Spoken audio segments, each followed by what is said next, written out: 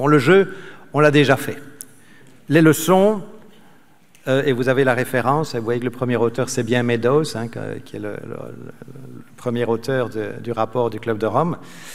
C'est l'importance de la cohérence entre l'action et le discours.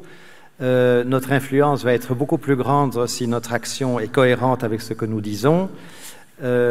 C'est aussi l'importance de la communication non verbale. Dans le livre que je cite là, et dont une version assez complète se trouve en ligne gratuitement d'ailleurs, on a davantage de commentaires sur les leçons que l'on peut tirer, et on a une vingtaine d'autres jeux un petit peu plus difficiles à organiser, mais intéressants aussi, que l'on peut jouer pour aider à comprendre la complexité du problème climatique et aussi des solutions tout autour. Voilà. L'humanité a le choix.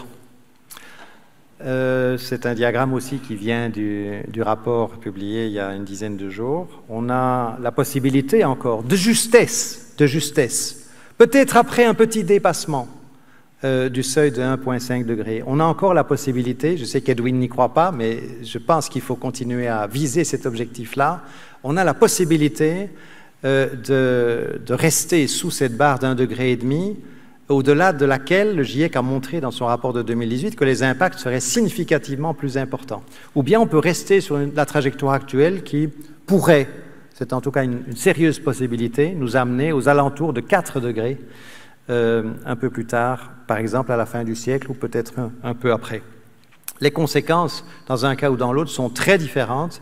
L'habitabilité de la planète, dans les deux cas, est très différente, et on peut comprendre l'inquiétude des jeunes qui ont commencé à se faire entendre, inspirés par Greta Thunberg, qui savent qu'ils vont vivre bien plus que nous dans ce monde qui risque d'être en partie inhabitable. Je vais terminer sur un petit poème que j'aime bien et qui me semblait approprié par rapport au public et au thème d'aujourd'hui. C'est un poète sénégalais, Baba Dioum, qui a écrit ceci.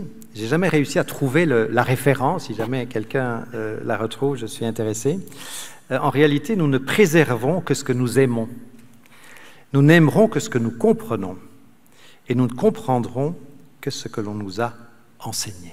Donc votre travail, notre travail, est, je pense, très important pour aider les jeunes dont nous avons une partie de la responsabilité à vivre le mieux possible en citoyens responsables dans ce monde qui ne va pas toujours être si facile que cela à vivre.